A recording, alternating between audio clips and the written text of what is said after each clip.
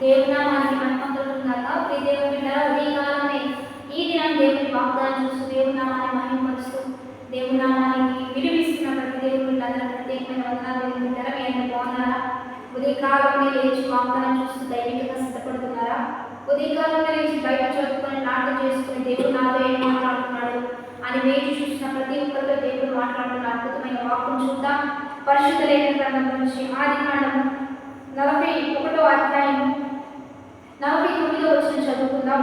యోసేపు సముద్రపు ఇసుక వలె అతి విస్తారంగా ధాన్యము పోగు చేసెను, కొలుచుట అసాధ్యమైన కనుక కొలుచుట మానివేశాను. ఈరోజు దేవుని బిడ్డ యోసేపు యొక్క జీవితాన్ని దేవుడు ఏ రీతిగా నిశ్చిస్తున్నాడో ఇక్కడ మనం చూస్తూ ఉన్నాం. అతని యొక్క పంట, అతని యొక్క ధాన్యం అంట ఇసుక రేణుల వలె విస్తారంగా పండింపచేశాడట. తన అభివృద్ధిలో నడిపించింది కేవలం దేవాది దేవుడు మాత్రమే. దేవుని బిడ్డలారా, అతని ధాన్యము అంతగా విస్తరించి అభివృద్ధిలోనికి దేవాది దేవుడు నడిపించడానికి గల కారణం అతని యొక్క సత్ప్రవర్తనను బట్టియే, అతని యొక్క భక్తి జీవితమే, అతని యొక్క విధేయతే.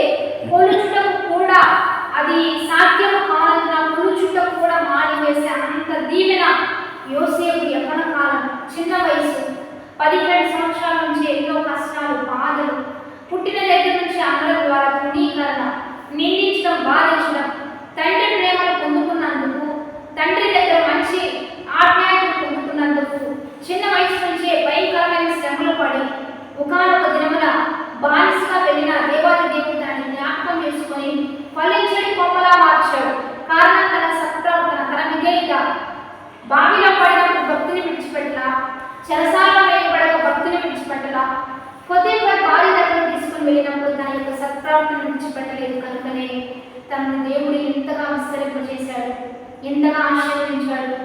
కొలత లేని దీవెన, కొదువ లేని దీవెన, లెక్కించలేని దీవెన ఎక్కడ ఉన్నది అంటే యోసేపుని బట్టి మనం చూస్తూ ఉన్నాం.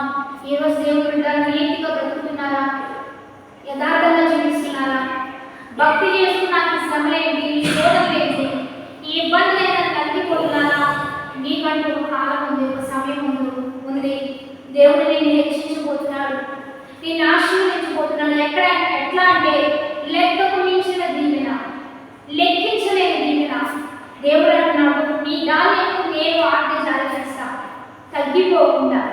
ఎవరు చేసేది దాకా అని ఆలోచిస్తే మరి ద్వితీయోపదేశకాండం 28వ అధ్యాయంలో ఉండే దేవుడు బిడ్డారా, నువ్వు బయటకు వచ్చిన దీవెన, లోపలికి వచ్చిన దీవెన, నీ గర్భఫలం దీవెన, నీ పశువులు, దుప్పిటెద్దులు, గొర్రెల, మేకలు అందరూ దీపించబడితే నీ ఇంటిలో ధాన్యం ఉండేటట్టుగా నేను ఆజ్ఞ జారీ చేసి నిలువ చేస్తానని వాగ్దానం చేస్తున్నాడు.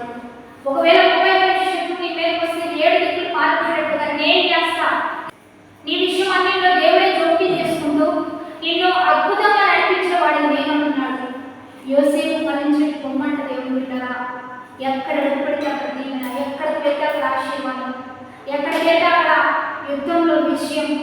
దేవాది దేవుడు ఈ రీతిగా నిన్ను హెచ్చించాలని ఆశపడుతూ ఈరోజు నీతో మాట్లాడుతున్నాడు. నీతిగా బ్రతికితే నాకేమొస్తుంది, యథార్థంగా ఉంటే నాకేమొస్తుంది అనుకుంటున్నావా? తదనంతరం ఎంత విస్తారమైన దీవెన దేవుడు నీకు ఇవ్వబోతున్నాడు, ఎంతగా ఫలింపులో నడిపించబోతున్నాడు, ఎంతగా హెచ్చించబోతున్నాడు. యోసేపులా బ్రతకడానికి, జీవించడానికి యోసేపే మనకు మార్గదర్శకంగా దేవుడు మనతో మాట్లాడుతుండగా ఆ రీతిగా బ్రతుకుదాం, ఆ రీతిగా జీవిద్దాం. పడిపోవద్దు, తొలగిపోవద్దు, తగ్గిపోవద్దు, చేయడానికి నమ్మకంగా దీవించబడదాం, ఫలిద్దాం, ప్రార్థన చేద్దాం. తండ్రి, ఈరోజు ఎంతమందితో ఈ వాక్ నుంచి మాట్లాడుతున్నారు? ప్రతి బిడ్డ యోసేపులా ఫలించిన కొమ్మలా మార్చాయ, ఫలభరితంగా వారి సాక్ష్యం, వారి జీవితం విస్తరింప చేయాలి. లెక్కింపలేని దీవెనలు, లెక్కింపలేని ఆశీర్వాదాలను నింపి నడిపించి నీ ఘనమైన నామాన్ని మనం తెచ్చుకుని యేసుక్రీస్తునామములో అడిగి వేడుకొని ప్రార్థిస్తున్నాము తండ్రి, ఆమేన్. లైక్, షేర్, కామెంట్ చేయండి. యాత్రిక ఉపవాస ఆరాధన జరుగుతున్నాయి. 29వ ఉపవాస ఆరాధన కలుసుకొని దేవుని స్తుతిద్దాం.